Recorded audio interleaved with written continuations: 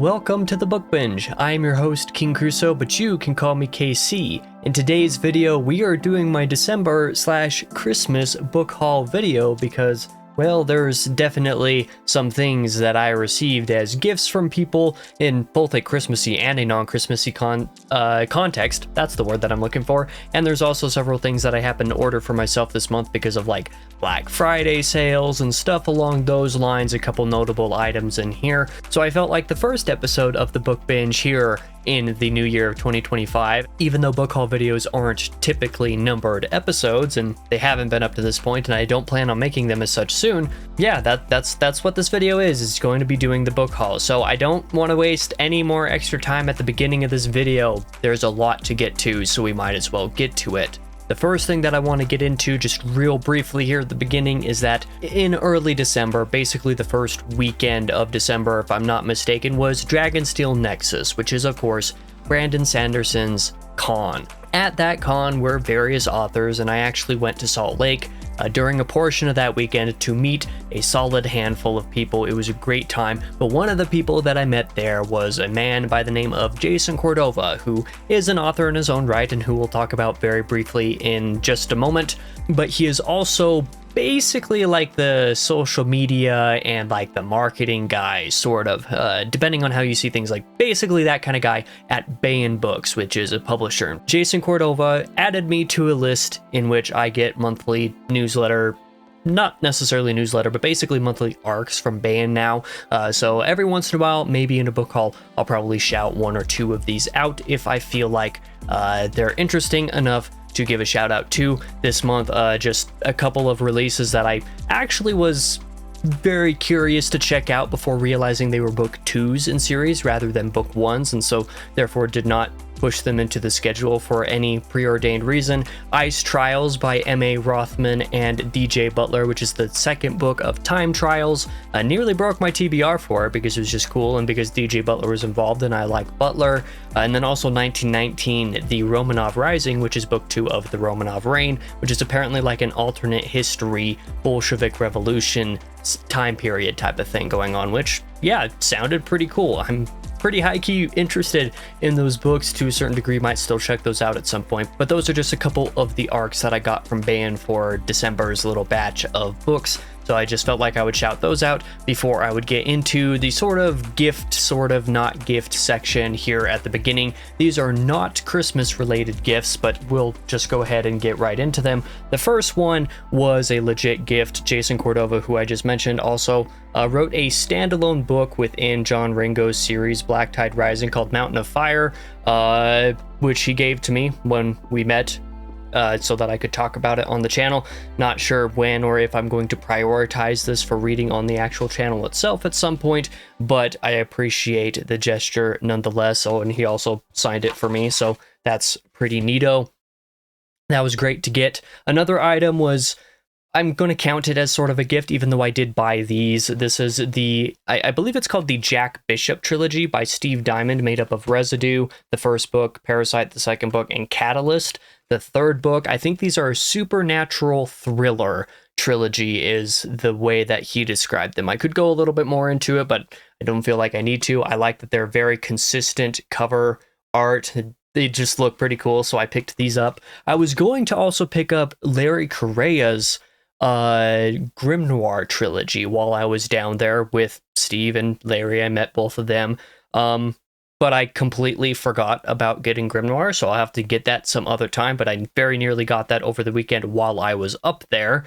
Another item, which I guess I'll consider as a gift, even though I offered to buy it, was Christopher Rocchio had one last version, or one last hardcover, just kind of laying around before he went to the con for the hardcover reprint of Queen Amid Ashes. Sometimes I struggle with forming English sentences.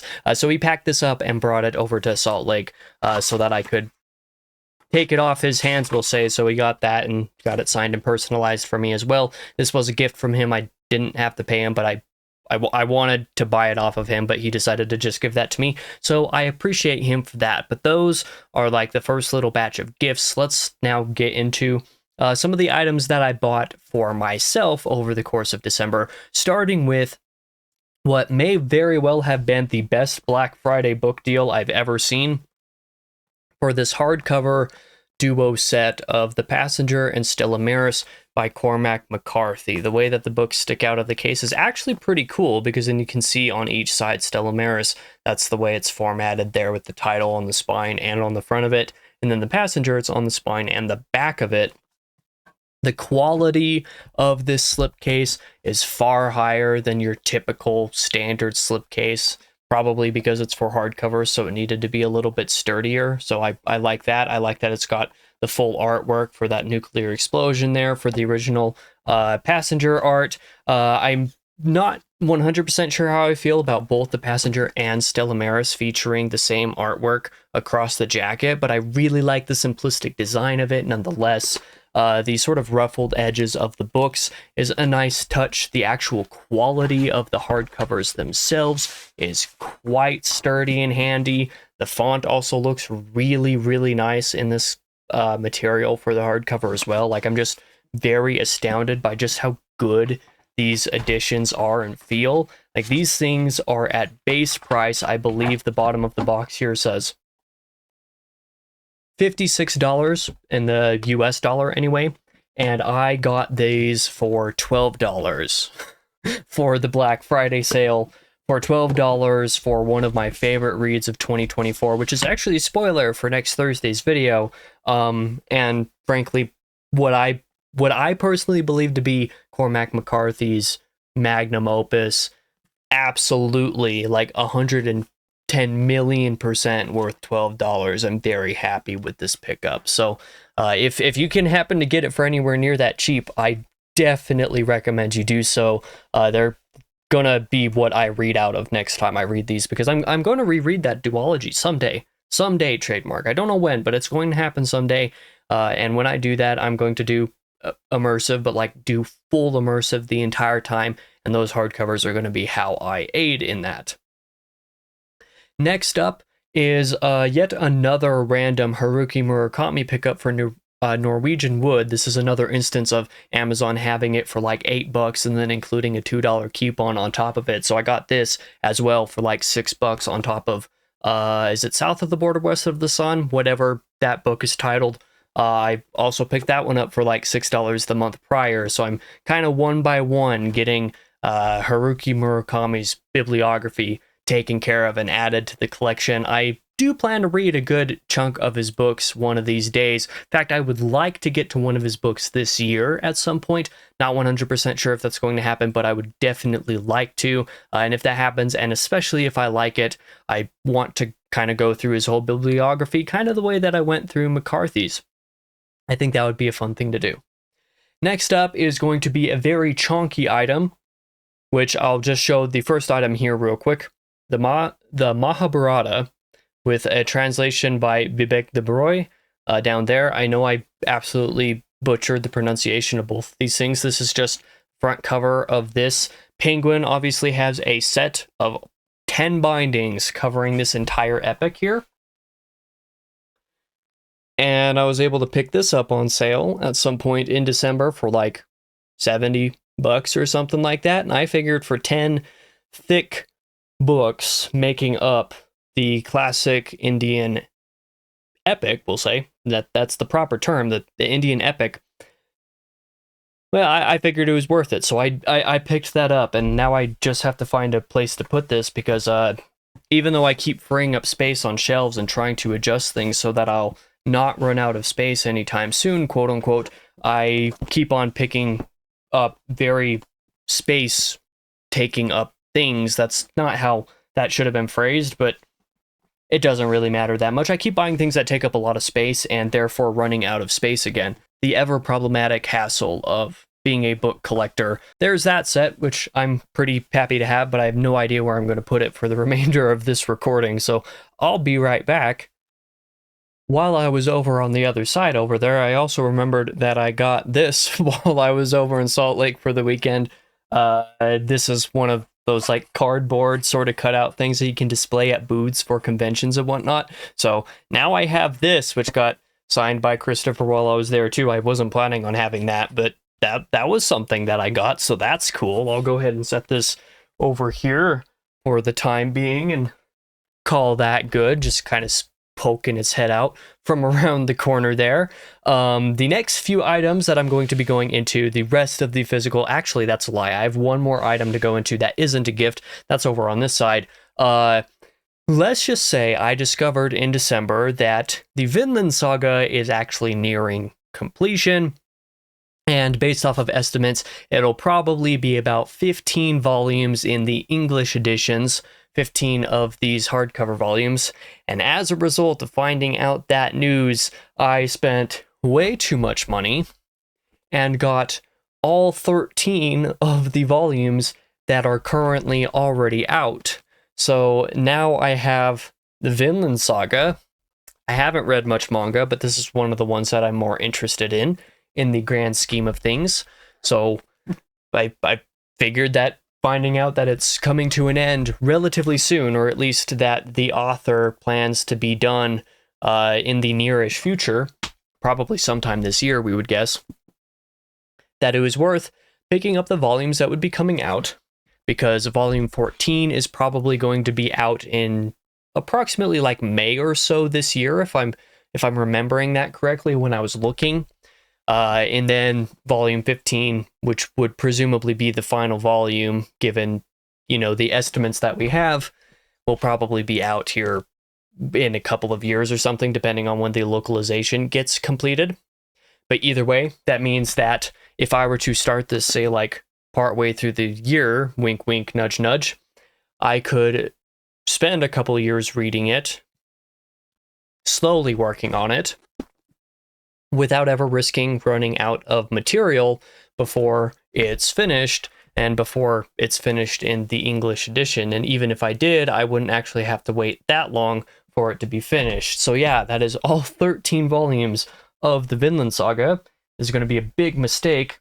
Ugh, try to drag it all into camera here. Yeah, it doesn't even fit. There you go. That's all 13 volumes. It is way big, but now I have no more room left on the top of my shelf over there where I've been keeping my manga stuff. So yeah, that was something that I spent way too much money on. But to be fair, they were on sale, so I actually got these relatively cheap for the actual volumes themselves. It was not that expensive to get all of these. Like I said, in relativity, I think I spent less per volume for each of these than I did for Monster, for example, when I bought Monster several months back. So I'll say that was a pretty good deal, even if it was quite a bit of money. So I'm going to try to not spend that kind of money on manga again this year, because, well, with the things that I have unread currently, I have enough to last me a couple years, so I should be fine. Like, I don't need to buy any more if I don't need to buy any more, so I just have to tell myself that next time I feel tempted. So there's that. And now with that out of the way, we can actually come back and circle around to the rest of the gifts that I received in December, and these were all Christmas gifts from various friends, so thank you to the people who did that for me. Let's start off talking about Bleak House by Charles Dickens, yet another thick Dickens books, but basically all of the rest of his material that I don't have already at this point are pretty thick, so that's no surprise. Thank you to Mason for giving me this and bolstering my Dickens collection just a little bit under the pseudonym of Classics Claus. I believe that's what you called yourself in the note, if I'm not mistaken. I don't know where that note went, but it's somewhere. Yeah, Bleak House is actually one of the Dickens that I'm more like actively excited to read for whatever reason, just based off of the reputation it has. Don't know when I'm going to get around to more Dickens, but this is one that I am keen to check out nonetheless. The next gift is one that I got from my mother. That is Can't Hurt Me by David Goggins, and this is probably a surprising gift from my mother if you happen to know anything about the way I was raised, aka very LDS. The reason that I got this gifted is because my mother couldn't actually handle the language that this book features, and therefore she got the cleaned up version, the non-language version on ebook, and so gifted me the original one, knowing that I don't mind language and that in fact I use it quite a bit in my daily personal life. This is one that I've seen and kind of heard a lot about, just kind of surface level, but I've not really dug into too much. I don't have very many nonfiction books, so I'm grateful to have another one in there. In fact, I actually never noticed until literally just now that there's another person in the background of the cover. That's kind of creepy to just discover out of nowhere. But yeah, this is another addition to the collection. Thank you, Mother, for that.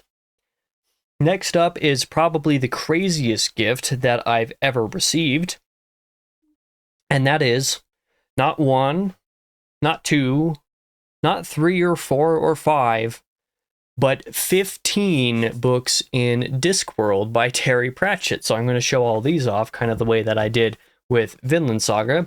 A few of my friends, we'll start the story off with one of my better online friends, Reen, is a big fan of Pratchett and of Discworld, and kind of wants plenty of people to read it. But we've had discussions about this at various different points over the last couple years. In general, I've never been super interested in reading Discworld. But that's kind of shifted and changed a little bit over the last couple years, the last like 6, maybe 8 or 9 months or so. Especially, I've kind of changed my mind and been like, I might actually be interested in giving Discworld a shot one day. And Reen was happy to hear about that. But because these editions that I'm showing you are actually the editions that I like the covers, the cover design, and the consistency of the best. For example, here's the spines of everything that I've shown you thus far. Very consistent in there, which is really, really, really great as a collector. I didn't want to go through the trouble of trying to find these editions and actually get them for myself. Because it was going to be complicated since these have been getting new paperback editions that look different and that I don't really like the look of. Reen opted to help to find the editions, track them down himself, and then gift them to me that way. These ones I was actually completely willing to pay him back for, mind you, but because these were a Christmas gift from him, I'm not allowed to, apparently. Not just because they were a gift from him, but because they were a gift from him, Rumo, Minna, DJ, and Patrick. So 5 of my friends banded together to give me these 15 books. The next one in here that I'm going to show you, the illustrated Eric, was never actually published in the same edition, so the spine of it looks a little bit different than all of the rest, but because it's the same size, I can't complain too much. Very nice that it's at least the same size. Anyway, yeah, so several of my friends banded together, pitched in, and gifted me the first 15 of like 41 books within the series. So it's a hefty portion, and no idea when I'm going to actually start, but there's a good chance that I start reading Discworld as sort of a palate cleanser type of thing. Don't know if I'm going to start that this year, but it'll definitely at least start happening in 2026. If not, these being pretty short books helps in that way of being used as palate cleansers, so I'm looking forward to trying out some of these. And yes, I know what everybody's going to say about Discworld. Don't start with Color of Magic. And I know of somebody specific who recently tried out Discworld for the first time with Color of Magic and was very turned off by it and has complained about it a lot recently. Not naming names. But Reen and I have already had this discussion. I am going to start with book 1 and just read in publication order, and I'm not actually going to stop after reading the first book. It might take a few months, but just, for solace, whenever it is that I actually pick up the first book, I'm going to go ahead and read probably the first, 3-4 books, probably back-to-back months, just to, assure people that it is happening and that I'm not going to stop just by being turned off from the first book if that happens. But I'm fairly confident that I'll at least have a fun time, even if maybe it's not my favorite thing in the world, and that's fine. I'm totally open to that idea. I know people are going to tell me, don't start with Color of Magic, even though I just explained my reason why. It's just going to be easier for me personally to just go through in publication order, so that's what I'm going to do. And none of you can stop me. I'm sorry if you're going to complain about that. Either way, thank you to those 5 friends who gifted me that. It's really, really insane of you guys to do that, and I'm really appreciative of it. Just completely. Like I said, I was going to pay Reen back for doing these, but then he decided to turn it into a Christmas gift from other people. So thank you for banding in to do it. Next up is a gift from Patrick, another gift from Patrick for Christmas. This is another Thomas Pynchon novel. I think that Patrick and Reen are basically the people who have gifted me all of the Pynchon books that I own, actually. I think all of them that I own I did not buy for myself. So thank you to Patrick for gifting me Mason and Dixon, which is a book that several friends read pretty recently as the form of a read-along in November/December, and was a big hit with basically all of them. All of them really like it. Patrick really liked it. Rumo read it and really liked it, and that gave me a lot of confidence for it. I already have read The Crying of Lot 49, and that book I really enjoy. Like, I just love that for some reason. I'm very scared of Gravity's Rainbow, but like the other stuff that I own by him, I am really interested in reading. That would be this, and V, especially Against the Day, I'm interested in. Like I said, I'm scared of Gravity's Rainbow, but we'll disregard that for now. Thank you for the gift, Patrick. I look forward to trying this one day, given the, the reception that it's had from many people. Last up is another gift from my mother, but this was a gift that was actually meant to be for me and not just a book that was given to me because my mom couldn't handle the language. This is The Anatomy of Genres, How Story Forms Explain the Way the World Works by John Truby. This was a kind of surprise Christmas gift, and I'm pretty intrigued by the concept of it. You can see various different genres in a circle there on the cover, and that subtitle kind of says it all, and I'd be very curious to read this book and maybe even make videos on various different topics within it, given some of the ideas that I have regarding like genre fiction versus literary fiction and why both of these things matter in today's reading landscape. I think it would be kind of cool to make a series on videos, maybe on the different topics discussed in this book, but you never know. We'll see what happens. We'll see when I decide to read the book. It's 700 pages, so this is quite lengthy even for a long fiction book of this nature, but I'm definitely intrigued by it. So thank you, Mother, for that gift. That, however, is all of the physical books for this video. So we'll go ahead and jump on over to my desktop screen over here so that I can talk about some of the audiobooks that I purchased in December. And there's not a whole lot to go into here, but basically everything that I bought here, I bought still kind of during that Black Friday, Cyber Monday weekend kind of thing. So over the first few days of December, when a lot of these books were like between like $2 and $7 basically, so all cheaper than the price of a credit under my current plan. So I was like, yeah, I'll go ahead and buy several books for pretty cheap. And that's what I decided to do, starting off with a couple new Tim Powers books. In fact, I think one of these is a relatively recent release, like in 2023 or something. The other one of these is actually an audiobook for one of his earliest novels that has actually come out. So My Brother's Keeper, The Drawing of the Dark, now are the last two Tim Powers books that I didn't own on audiobook. There might still be one or two of his books that don't have audiobook editions yet, but basically at this point, I have all of them on audio now, so that's kind of cool. Next up, I did pick up The Way of a Dan up here. The audiobook finally came out, so I decided to support and pick up that when it was a little bit cheaper, and discovering that it was out at all, I'm very happy that it is out and very happy that an audio audience will be able to experience the series. I hope that the second and third books don't take nearly as long to come out as this one has, because this trilogy is actually seriously one of my favorites. If you like classic fantasy and if you like modern fantasy, this book has it all. It has sort of modern feelings to it, but has a very classic vibe that it is built on. And the trilogy gets less ingrained in that classic vibe as it goes on. It kind of starts to do its own thing. And Return to Adan, the third book in the trilogy, was one of my favorite books of 2023 when I read that. I believe it was like my number 2 or number 3 of the year. So like, I really like this trilogy, and I'm really glad that people will be able to start this one. Like I said, I hope the second and third book don't take too long to come out, because I think the series definitely deserves to have an audio release. Next up is, I believe, the second book that I own now by Peter H. Wilson. This is Iron and Blood, A Military History of the German-Speaking People Since 1500. Just kind of a book that was there because of the author, and that happened to be on my wish list because of the author, and that I picked up for really super cheap because of the sale. So that one's in the list here. The 30 Years' War, Europe's Tragedy, kind of a similar thing. Same author, cheap because of the sale. I got Hillbilly Elegy by J.D. Vance. And this one is mostly out of morbid curiosity, to be honest with you, because the success of the book and the movie that was based on it kind of had to come from somewhere, before he was even really a big political figure. Of course, he is the vice president-elect of the United States now. So here, in just a couple of weeks, basically, from this video's release, a few weeks rather, he's going to be the vice president. I figured out of morbid curiosity, I might as well check out Hillbilly Elegy, the thing that he was known for before he really became a politician. So that was something that I was intrigued by, and so picked it up on sale. Another thing that I picked up was an absolute chonker, 53 hours. I didn't realize the book was this long. Musashi, by a name that I'm not going to try to pronounce, Yoshikawa.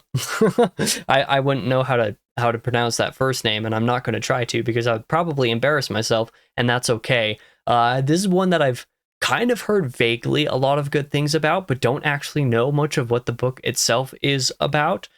So it's something that I'm interested in checking out. This is one that I might do someday, and given the length, it was definitely worth what I paid for it just in that realm alone. So that's something that I added to the collection. I also added, because again, very cheap, I think this I only got for like a few bucks, The Decline and Fall of the Roman Empire by Edward Gibbon. 126 hours. The entire series in there is in this one audiobook. Like I said, I got it for a few dollars, so it was worth. I now own this entire thing, The Decline and Fall of the Roman Empire, in physical down there. I have a Kindle version of it, and I now have this audio version of it. So you would think that one of these days I'd actually go ahead and read it, and up to this point it has not happened yet, so oops. Next up, I came across some of the work of Lord Andrew Roberts relatively recently and discovered after the fact that I had already bought the ebook on sale for The Storm of War, A New History of the Second World War. Going through and looking at Andrew Roberts' books on audio, I discovered that this also was on sale, and so picked up the audio version of the same book just because I'm really interested in a lot of Lord Roberts' work since I discovered him. So that's something cool that I decided to add. That is all of the audiobooks that I have collected over the month of December. Let's go ahead and talk about the Kindle stuff. This I will definitely go through in a alphabetical order because it's easier that way. And you'll see when I switch over here now that I'm kind of in the midst of overhauling my Kindle library at the moment, kind of doing stuff like actually listing all of the authors by last name and first name instead of doing a bunch of random collections that things could just randomly be collected in. Of course, that's kind of the definition of what a random collection would be, but nonetheless, I had to make a separate folder for all of the new additions to the library because I haven't finished actually making that database yet. I've been a little busy the last couple days preparing other video stuff, and so didn't quite get around to it. But nonetheless, this is the list of all the Kindle purchases that I've made. Most of these have been made on sale. Some of these have been made out of interest, we shall say. So Beartown by Frederick Backman actually went on sale like today, December 31st, the day that I'm recording this. Legends and Lattes went on sale a few weeks back. I already actually had the second book in this, which is called Bookshops and Bone Dust, if I'm not mistaken. So I was very excited to actually get a hold of the first book. I've heard a lot of good things about the cozy fantasy vibe of these, and I'm interested in them. Something that is markedly less cozy is Flyboys by James Bradley, A True Story of Courage. I don't actually know 100% off the top of my head what this book is about, but I know it's meant to be relatively grisly for a nonfiction read, so I'm excited for that for one reason or another. I've collected my second Albert Camus book in the fall. I don't think I previously owned any G.K. Chesterton books, but The Man Who Was Thursday I picked up. It was a free edition, I believe this one was, for something that was pretty long. I know it's old enough for most of these things to be free, but I picked it up because it was randomly shared with me, so there's that. The Mercy of Gods, the new James S.A. Corey book, also went on sale relatively recently, and so I picked that up. Surprisingly enough, I haven't picked up any of The Expanse yet. That's a series that I should pick up on paperback, actually. I want those Orbit editions of that series. But yeah, so the new James S.A. Corey book I have now on digital. The Last Samurai by Helen DeWitt. I believe this is a pretty lengthy one, and I think this one I also got for free. So that's one that I've heard good things about from plenty of people. I've continued to bolster my collection of The Story of Civilization, this time volume 11 by Will and Ariel Durant. Lev Grossman's The Bright Sword, which I've heard plenty of good things and also some mixed things about. That one on sale, I was like, yeah, I'll definitely pick that up. I'm pretty interested in it. Peter Hamilton's most recent book, Exodus / The Archimedes Engine. I don't actually know which one of these is the actual title of the book. Went on sale, so I grabbed that because it sounds good. It sounds interesting, the kind of topic that he's going along with that. I picked up a different edition of The Sun Also Rises by Ernest Hemingway. This was still free, just like the other one. They're really old classics, so of course they're free. But this one has a much cooler cover than the other edition that I had, so I picked this up solely because I wanted a different cover.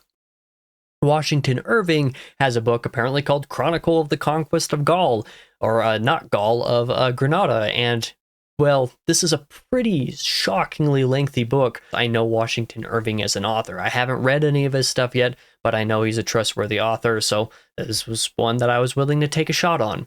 Finally, after deciding to cave and grab a Kazuo Ishiguro book several months back, The Remains of the Day is one that went on sale pretty recently. Shockingly enough, like there was a period several months ago where like every one of this guy's books was on sale like from one week to the next, and then none of them have been on sale ever since. This was like the first time that I've been able to grab another one on sale, so there's that for the collection. Another free book, if I'm not mistaken, is The Trail of Roses, which is the first book in a Western series. I picked that up because it was free and because I really need to actually try reading some more Western stuff. So this was kind of an excuse to pick that up because it was free. Giles Christian's Arthur, which I believe is the third book in this sort of like Arthurian trilogy that he's been writing. I believe there's Lancelot and Camelot, I believe, are the other two books in the trilogy. This one was on sale, so I grabbed that, which means that at some point I'm going to have to go back and grab the first couple. I grabbed another Ronald Malfi book in Small Town Horror, the first couple books in Hilary Mantel's, let's see, what is this trilogy called? This is just the Wolf Hall trilogy. It might just be called the Wolf Hall trilogy. The first couple of those books went on sale. I think the third book actually went on sale a couple days before these ones did. I didn't grab it, like a silly goose that I am.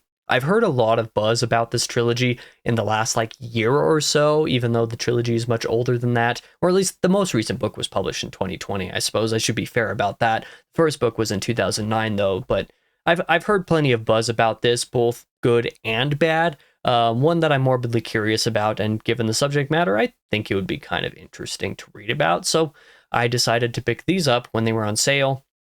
I was surprised that I did not own an edition of I Am Legend up to this point, but this was my chance to do so, and so I did. I grabbed I Am Legend by Richard Matheson, the sort of horror classic that it is. Yet again, another James Michener book called Space that went on sale, so I grabbed it. A free book, My People to Sue by Luther Standing Bear. I think this one was free, and I think I've heard of this book before, which is part of the reason why I actually picked it up. So there's that just in the collection. It kind of goes along with another handful of these Native American sort of history-ish kind of books, chronicles that we could call them, that I picked up over the last several months. Adrian Tchaikovsky's Alien Clay also went on sale. I figured that on sale was a good way to get that, since this one has had relatively mixed reviews as far as Tchaikovsky is concerned. The Books of Jacob by Olga Tarkarczuk. Probably butchered that pronunciation, and I apologize for it. This is a very, very, very long book, and for the price that it was, I was like, yeah, I will grab that solely because of the value proposition. I'm really bad about picking things up on sale because of value proposition, even if I know nothing about them. The King in Yellow by Robert Chambers is one that I actually just picked up today. I grabbed this real quick, like dollar edition of it so that I could have it and so that I could read it relatively soon. It's kind of a book that has sort of permeated some aspect of the pop culture to a big degree, apparently has influenced a lot of things. In fact, one of my favorite games that I played in 2024, more on that on the second channel in just a few weeks from now. Actually, I'll have a list ranking the games that I played in 2024. But one of those games was Signalis, and Signalis actually has this book in it to some degree, and just by reading a couple random quotes from the book, I can kind of see the way that that game is based on the vibe of The King in Yellow. So that was one that I just picked up out of curiosity and because I felt like I should, so I did that. I also picked up Ben-Hur by Lewis Wallace, which I know Ben-Hur because my family has like VHSs of like an adaptation of this from like 1.5 million years ago. Half of you probably watching this video and probably never even heard of a VHS. I apologize for you. I grew up with those because I grew up more like a 90s kid than a 2000s kid, to be fair. But either way, Ben-Hur was one that I'm aware of because of the adaptation. So I saw this, a free version of this, a public domain book down here. And I was like, you know what? I should grab that. And so I did. Another thing that I picked up was The Sword of Kings, which is the first book in the Sons of Osiris series by Michael Westmoreland. I think the second book comes out here in the next few months or something like that. This, I think, was free when I picked it up. I was like, the concept of this sounds kind of cool, so I grabbed it. It might not have been free, it might have been 99 cents. I don't remember off the top of my head, but I think it was free, so that was probably why I grabbed it, for that reason. And then finally, the last two books that I'm going to talk about today are the last two books in the Wars of Light and Shadow. Is that what it's called? The Wars of Light and Shadow. Yes, the epic fantasy series by Janie Wirtz. These two I picked up not on sale, actually. I had a huge amount of Kindle points just kind of accumulated, so I went ahead and actually claimed all of those points and then used them with which to get one of these for free and then one of these for just a couple bucks after that. So I finally have this full collection in there somewhere. If I went all the way down to Wirtz in my little list down here, you would see down here I have the full